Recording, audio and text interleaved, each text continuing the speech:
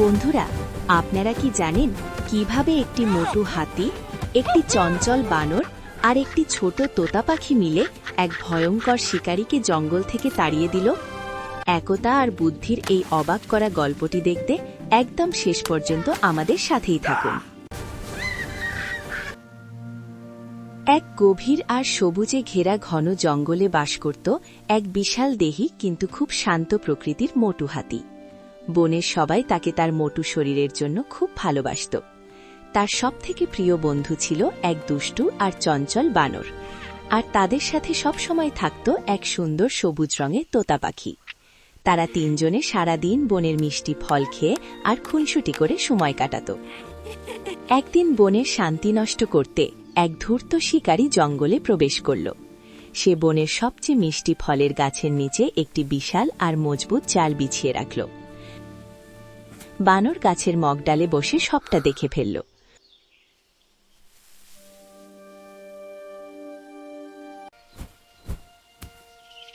তোতা পাখি দ্রুত উড়ে গিয়ে দেখল জালটি সত্যিই খুব ভয়ঙ্কর।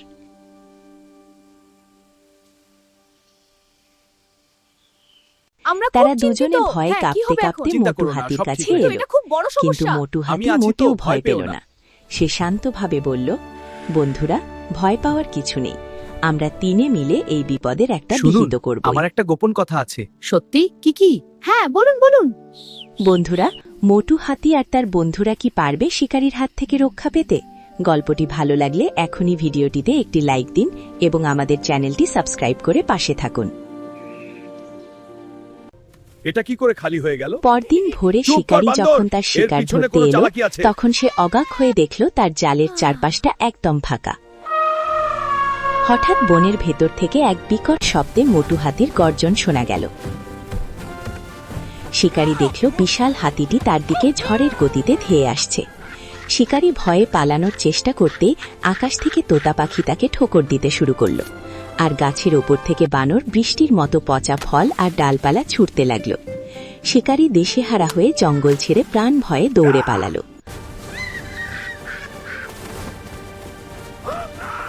মোটু হাতি, বানর আর তোতা পাখি জয়ের হাসিতে মেতে উঠল। বন্ধুরা, সত্যি বলতে কি, একতা আর বুদ্ধির জোরে যে কোনো বড় বিপদকে তুড়ি মেরে উড়িয়ে দেওয়া যায়। এসো বন্ধুরা, এখানে জড়ো হও। হ্যাঁ, আমরা এসেছি, আমরাও। এখন আমরা সবাই একসাথে।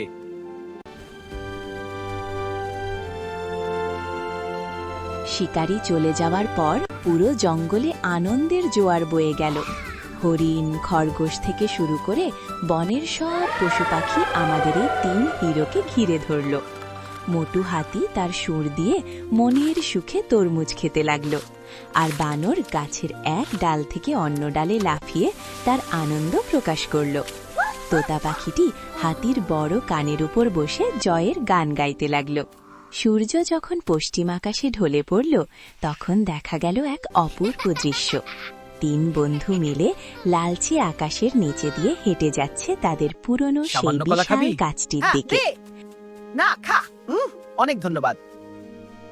হাই সবাই, এই গাছটা কত সুন্দর। হ্যাঁ, আমরা এখানে অনেক মজা করি। এসো একসাথে খেলি। সেখানে তারা একে অপরের সাথে খাবার ভাগ করে খেল এবং শান্তিতে ঘুমিয়ে পড়ল।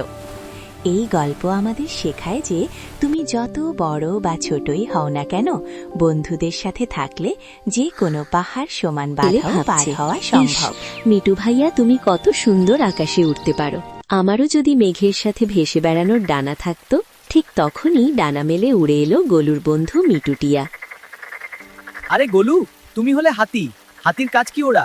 হাতির কাজ হলো বনের বড় বড় কাজ করা। দেখো গোলু, আমার ডানা দুটো মেলে উঠছি, পাখির মতো উড়ার স্বপ্ন দেখছি। চিন্তা করিস না, একসাথে স্বপ্নটা পূরণ করব।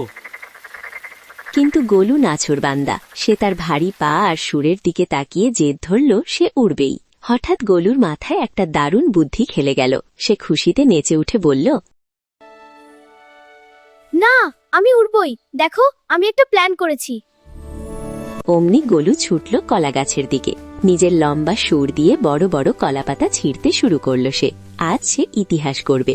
লতাপাতা দিয়ে কানের সাথে কলাপাতা বেঁধে গোলু এখন এক আজব সাজে তৈরি।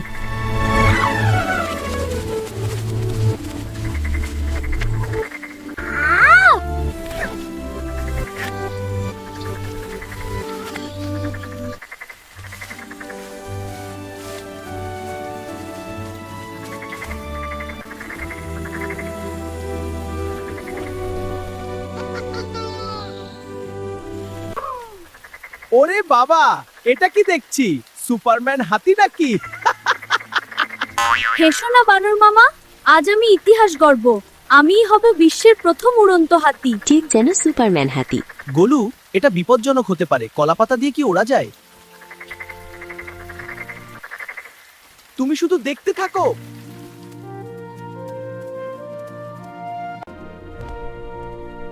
বন্ধুরা, গোলু কি আসলে উড়তে পারবে সেটা দেখার আগে ঝটপট ভিডিওটি তো একটি লাইক দিয়ে দাও, আর এমন মজার গল্প আরো শুনতে আমাদের চ্যানেলটি সাবস্ক্রাইব করে ফেলো। মিটু অনেক বারণ করলো, কিন্তু গোলু কারোর কথা শুনল না। সে এক পাহাড়ি টিলার ওপর উঠে ডানা ঝাপটাতে ঝাপটাতে চিৎকার দিল, 1 2 3, ওড়ালে ওধাও। আর অমনি দিল এক লাফ। কিন্তু এ কি, গোলু তো উঠছে না, সে সোজা নিচের দিকে পড়ছে।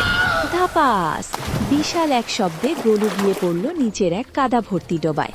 সারা শরীরে কাদা মেখে গোলু এখন এক কাদার ভূত। সে ব্যথায় কোকিয়ে উঠে বলল, আউচ, আমার কোমর গেল। বানর মামা তো হেসেই অস্থির।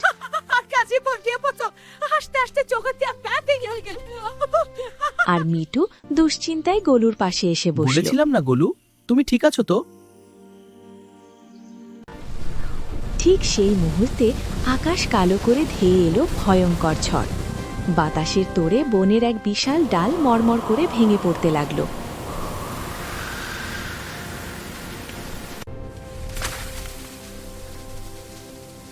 আর তার নিচেই আটকা পড়ে গেল আমাদের বানর মামা। সে আর্তনাদ করে উঠল, বাঁচাও বাঁচাও, আমি আটকা পড়েছি। সাহায্য করো, আমি আটকে গেছি। এই ডালটা খুব ভারী, বের হচ্ছি না, আমার হাত বের করছি তো। গোলু, জলদি কিছু করো, বানর মামা বিপদে। আসছি মিটু, চিন্তা বিপদে বন্ধুকে দেখে গোলু তার সমস্ত ব্যথা ভুলে গেল। না, আমি আসছি। কাদা ছেড়ে গর্জন দিয়ে সে ছুটে এলো হিরোর মতো। নিজের শক্তিশালী সুর দিয়ে এক ছটকায় বিশাল ডালটিকে সরিয়ে দিল সে। বানর মামা প্রাণে বেঁচে গেল। গোলু, আজ তুমি না থাকলে আমি চ্যাপ্টা হয়ে যেতাম। তুমি উঠতে পারো না ঠিকই, কিন্তু তোমার গায়ে অনেক শক্তি। মিটুও সাই দিয়ে বলল, দেখলে গোলু, সবার আলাদা আলাদা গুণ থাকে। আমি উঠতে পারি, কিন্তু তোমার মতো শক্তি আমার নেই। ঝড় থেমে রোদ উঠল। গোলু এখন বুঝতে পেরেছে হাতি হয়েই সে সবচেয়ে সুখী। সে লাজুক হেসে বলল, ঠিক বলেছ বন্ধু, আর কখনো কলাপাতা দিয়ে ওড়ার চেষ্টা করব না।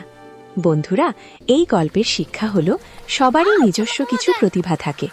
অন্যের মতো হওয়ার বৃথা চেষ্টা না করে নিজের গুণগুলো চিনে নেওয়াই আসল বুদ্ধির কাজ। আউচ।